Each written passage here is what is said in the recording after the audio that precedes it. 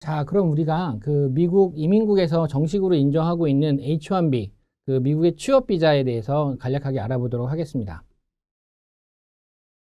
자, H1B는요, 미국 이민국에서 이제 정식으로 인정하고 있는 그 취업에 관한 비자입니다. 외국인이 미국에서 취업할 때, 대학을 졸업하고 미국에서 취업을 하겠다라고 할 때 제일 많이 사용되는 비자가 H1B 비자입니다. 우리는 이제 이거를 단기 취업 비자라고 하는데요. 사실, 3년씩 그 두 번 할 수 있습니다. 그렇기 때문에 총 6년의 기간 동안에 할 수 있기 때문에 사실은 단기라고는 하지 않는데, 이게 뭐 저희가 생각하기에는 단기라고는 생각되지 않는데, 이제 영주권이 아니고 비자, 그러니까 일시적으로 취업이 가능한 상태에서만 미국에서 할 수 있기 때문에 그냥 단기 취업 비자라고 부릅니다. 예, 미국의 단기 취업 비자는 이제 첫 번째로 학사 이상 졸업자를 대상으로 합니다. 즉 학사 이상 졸업자를 대상으로 한다는 건 무슨 의미냐면요. 학교에서 4년제 학교를 다니고 그 전공을 기초로 해서 스페셜한 날리지를 가지고 업무를 수행할 수 있다라고 해서 학사 이상 졸업장을 대상으로 하고요.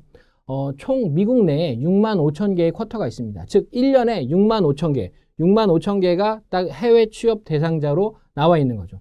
이렇게 생각해 보시면 됩니다. 미국 전 세계에서 미국 취업을 대상으로 하는 사람, 그런 사람들한테 딱 6만 5천 명만 대상으로 주겠다는 거예요.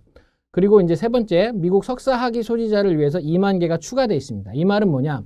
그 미국 내에서 대학원을 졸업한 사람들을 위해서 추가적으로 2만 개가 더 있습니다. 그러면 미국 내에서 대학을 졸업한 사람과 어쨌든 간에 학사 학위를 가지고 미국에 취업하려고 하는 사람, 총 합치면 8만 5천 명이죠. 이 8만 5천 개의 H1B 쿼터가 한 해에 있습니다. 그리고 아까 말씀드렸듯이 3년에 한 번 신청할 때마다 3년씩, 그래서 한 번 더 연장이 가능하고요. 총 3년 해서 6년이 주어지고 있습니다. 자, H비자의 신청 시기에 대해서 좀 알아보도록 하겠습니다. H비자는요, 굉장히 이 신청 시기와 민감합니다. 그렇기 때문에 여러분들이 항상 이 신청 시기에 대해서 신경을 많이 쓰고 계셔야 돼요. 그 H비자는요, 미국의 회계연도 시작일인 10월 1일에 맞춰서 H1B로 일을 시작할 수 있습니다. 즉, 미국에서 10월 1일부터 일을 시작하는 겁니다. 그러면 아까 말씀드렸듯이 8만 5천 개의 쿼터가 있는데 그거보다 많은 사람들이 어쨌든 지원을 할 거란 말입니다. 그럼 그런 사람들이 언제부터 지원을 할 수 있느냐? 자, 10월 1일이 회계연도 기준이기 때문에 그 10월 1일부터 6개월 전인 4월 1일부터 H1B 접수가 시작됩니다. 그럼 4월 1일 전인 3월 31일에도 접수가 가능하냐? 가능하지 않습니다. 딱 4월 1일 되는 날부터 도착하는 서류에 한해서 그 사람들이 접수를 받고요. 그거에 대해서 개수를 셉니다. 자, 2014년의 경우 4월 1일부터 4월 7일까지 17만 2,500개가 접수가 됐습니다.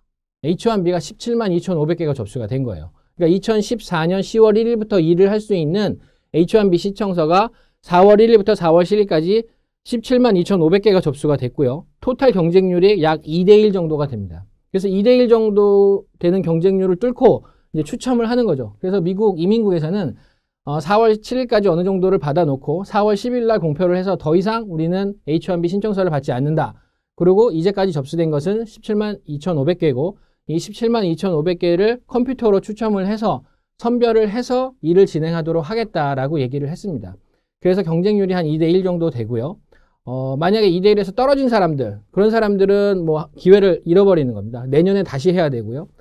경쟁률에 만약에 추첨이 된 사람들은 다시 거기서 심사를 통해서 어프루브가 되면 H1B 비자를 받을 가능성이 커지는 거고요. 그렇게 되면 10월 1일부터 미국에서 일을 시작할 수 있습니다. 자, 그렇기 때문에 제일 중요한 점은 서류를 미리 준비를 하셔가지고 4월 1일에 미국 이민국에 반드시 도달할 수 있도록 준비를 하셔야 됩니다. 이게 제일 중요한 포인트입니다. 예.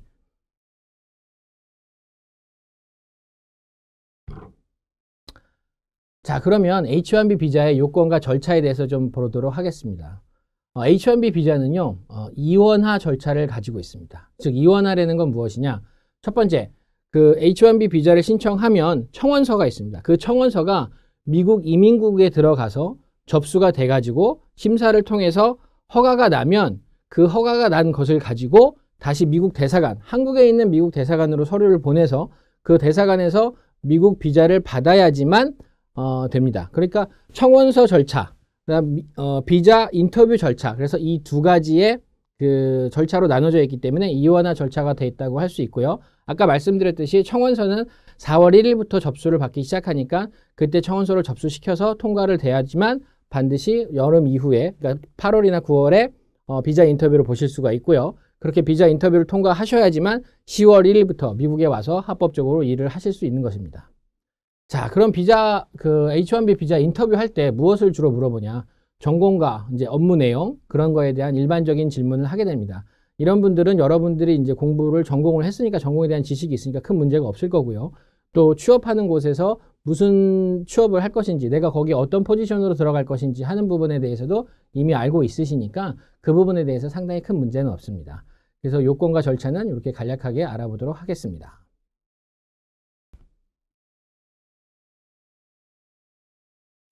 자, H1 비자의 전문직. 그 H1 비자는 아까 말씀드렸듯이 전문직에 관한 비자입니다. 그렇기 때문에 그 전문직이 뭔지에 대해서 정확하게 여러분들이 알고 계셔야 돼요.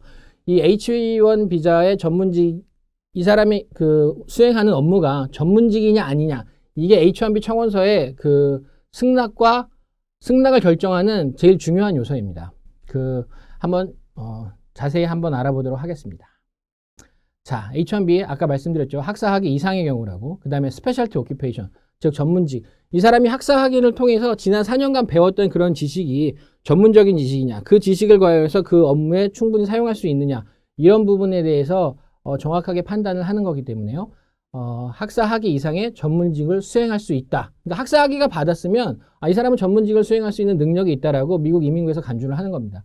그렇기 때문에 실질적으로 한국에서 학사학위 이상을 받으신 경우에는요, 이 사람이 받은 학사학위가 미국에서 받은 학사학위하고 동급이다 라는 이퀴벌레이션을 해서 접수를 해도 되기 때문에 미국 외에 다른 나라에서 학사학위를 받아도 그게 인정이 되는 부분입니다.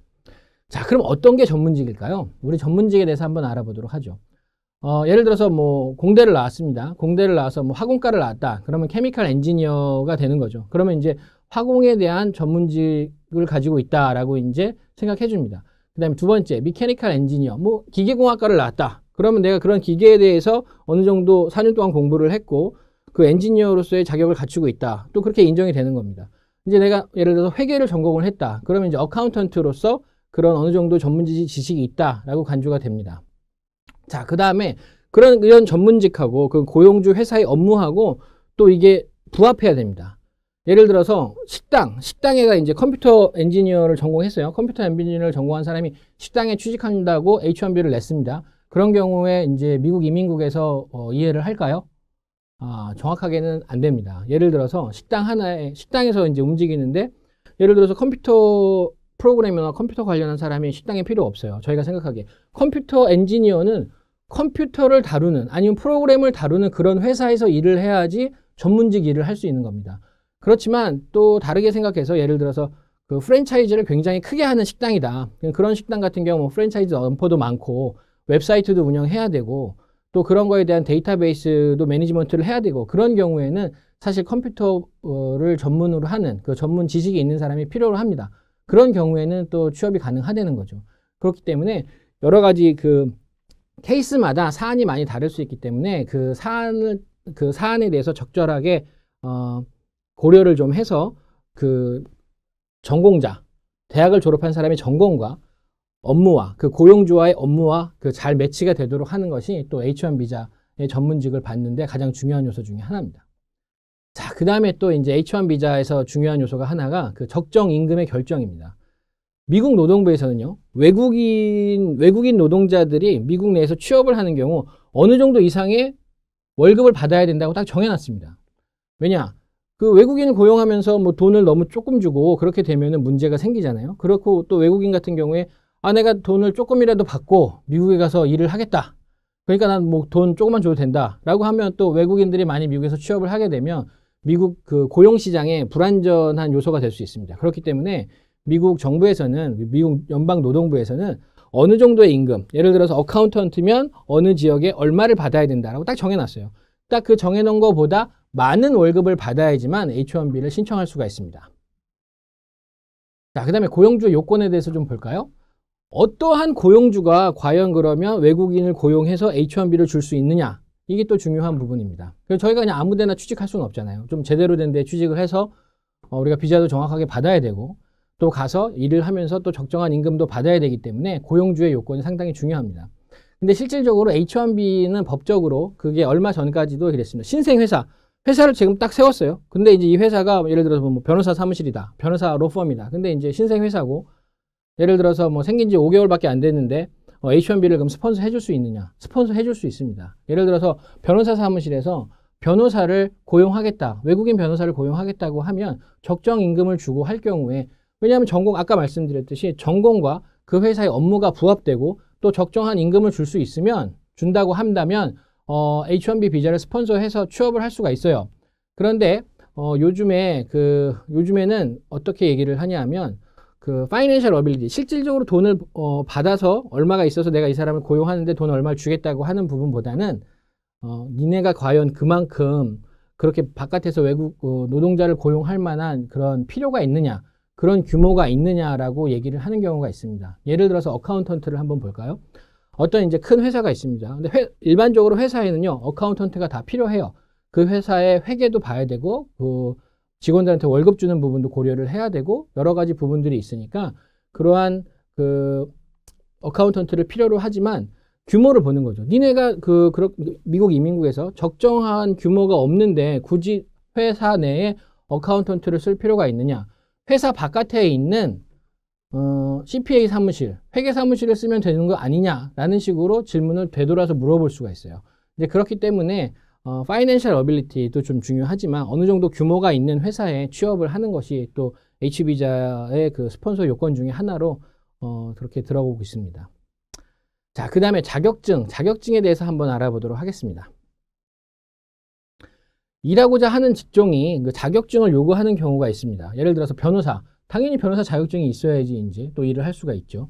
그 다음에 예를 들어서 카운셀러 같은 경우는 심리학과나 이런 부분을 졸업을 하더라도 또 사람들을 직접 만나서 대면을 하고 그 사람들의 그런 그 정신적인 고통이나 이런 거를 카운셀링 해주는 데 있어서는 최근 들어서 많은 그 전문적인 자격증을 요구하는 경우가 있습니다. 사회복지사 미국에서 소셜 워커라고 해서 굉장히 디맨드가 많은 필요로 하는 직업군인데요. 그런 경우도 사회복지사로서의 자격증이 있어야지만 또 실질적으로 일을 할 수가 있습니다. 그렇기 때문에 많은 그 주에서는 자기네 주에서 필요한 그 카운셀러나 사회복지사나 하는 부분에 그 자격증을 받도록 요구하고 있습니다. 또 미국에서 또 많은 부분들이 하나가 있는 게 그 척추신경 전문의라는 직종이 있는데요. 그 직종도 의사 선생님 같이 그런 닥터 오브 카이로프랙틱이라는 3년제 기간을 마쳤지만 어쨌든 예를 들어서 뉴욕주나 버지니아주나 뭐 캘리포니아주 이런 데서 그런 일을 하실 분들은 그 주에서 발급하는 전문적인 자격증이 있어야지만 적합한 일을 수행할 수 있습니다. 그렇기 때문에 최근 들어서 미국 이민국에서는요, 그런 자격증에 대해서 또 아주 중요하게 생각을 하고 항상 그 자격증 여부가 있는지 없는지를 체크하고 있습니다. 자, 아까 우리가 얘기했듯이 어카운턴트에 대해서 얘기를 했는데요. 회계 굳이 이제 우리가 CPA 자격증이 있어야 되느냐, 어카운턴트 같은 경우는 굳이 CPA 자격증을 요구하지는 않습니다. 그렇지만 나머지 그런 변호사, 카운셀러, 사회복지사, 뭐 카이로프랙틱 그런 분들 같은 경우는 그 주에서 인정하는 자격증이 있기 때문에 그 자격증을 반드시 갖추어야지만 H1B를 신청하실 수가 있습니다.